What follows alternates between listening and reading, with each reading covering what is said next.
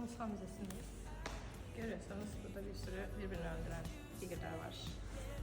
3 boyutlu oldukça güzel çalışılmış. Bu milattan önce 2. yüzyıldan kalma bir eser. Ve Berlin'in yaptığı bu bilgilere inanmayın, tamamen uydurma. Şu taraftan devam edelim. Şuradan devam İsterseniz, edelim. evet. Lütfen benim. Kameraman beni takip edin.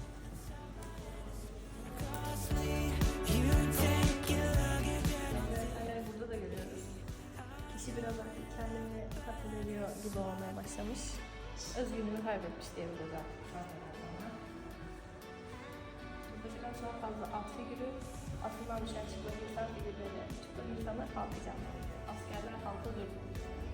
Ya da bir ülkeyi tetikte ediyor olabilirler.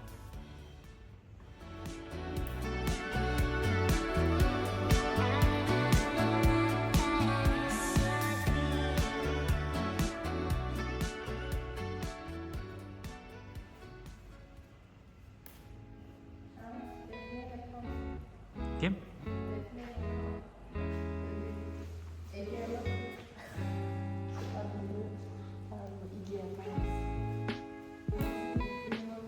Evet.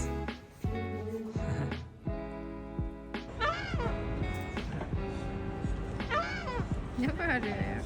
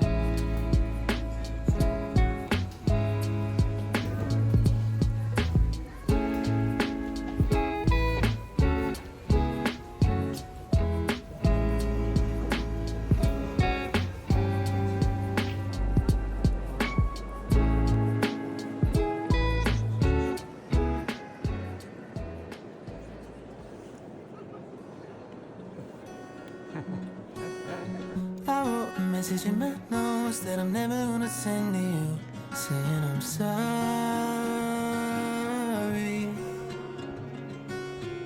I guess you never really know what somebody's gonna do when they get lonely.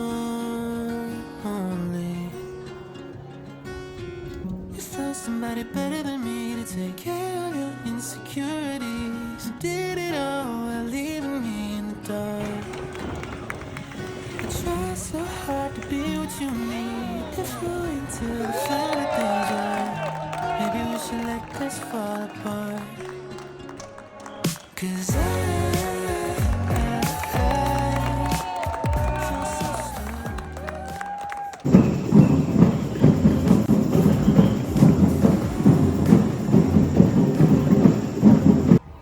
Should've listened to my friends when they told me not to. They said you need to make a one-night stand, trip to Candyland. If you get too close, then you might understand. But no,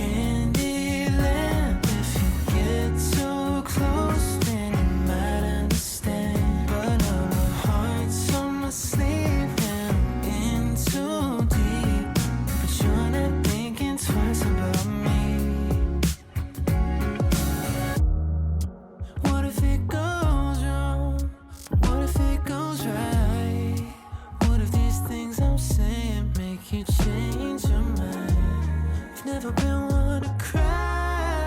I can't stop the tears raining down from my eyes. No, 'cause I feel so stupid for falling for you.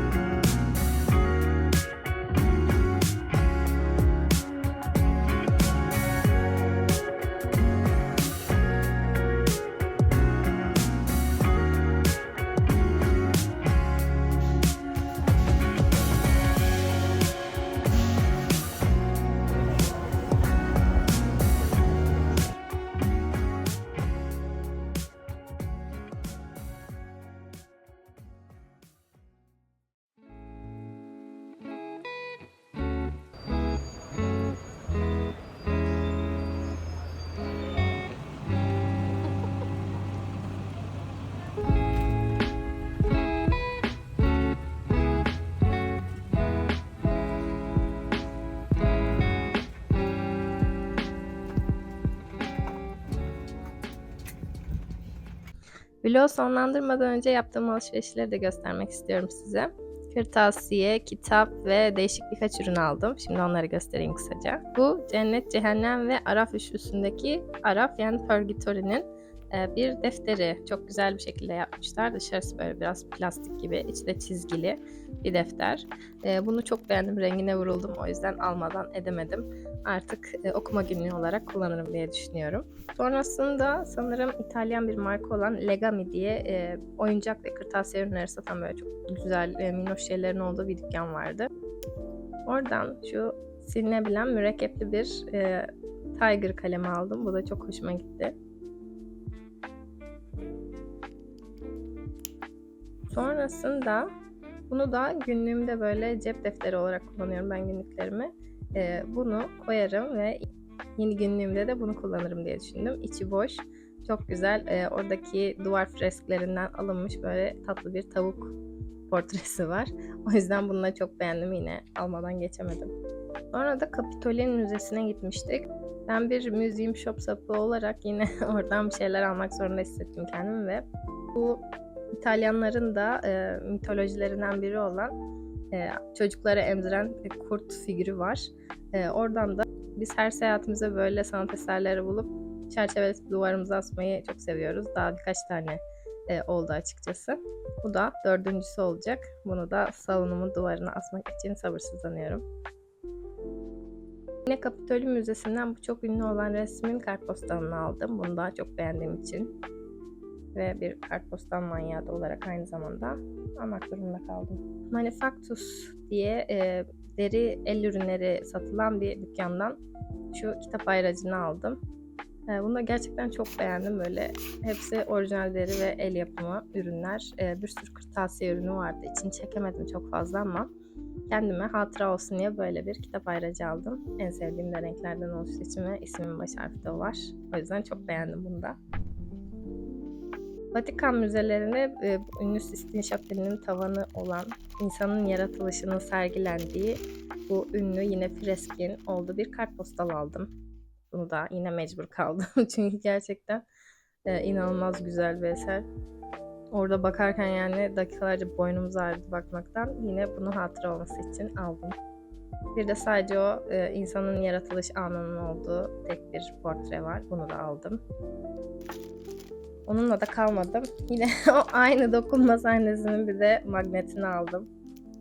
Bu Vatikan Müzesi'nden mecbur kalarak bunları aldım. Bir de Lütfi'de zamanım vardı biraz. Parfüm seçtim ve orada da şu Bulgari'nin Omnia Crystalline diye bir kokusu var. Bunu seçtim. Gerçekten çok hafif, temiz kokuları seviyorsanız notalarını da şöyle bırakırım kenara. Kesinlikle bakmanızı tavsiye edebileceğim çok güzel bir parfüm.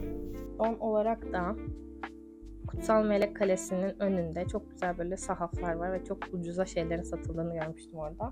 Böyle bir euroya bir sürü kitap vardı.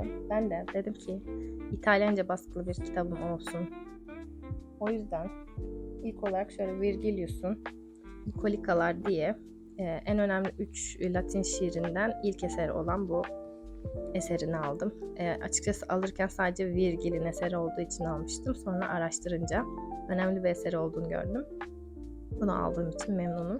Bir de şöyle hiç bilmediğim Sanatta Hayvanlar diye çok tatlı bir kitap vardı yine. Aslında bunların hepsi böyle poşete sarılmış şekildeydi. Yani plastikle kaplanmıştı.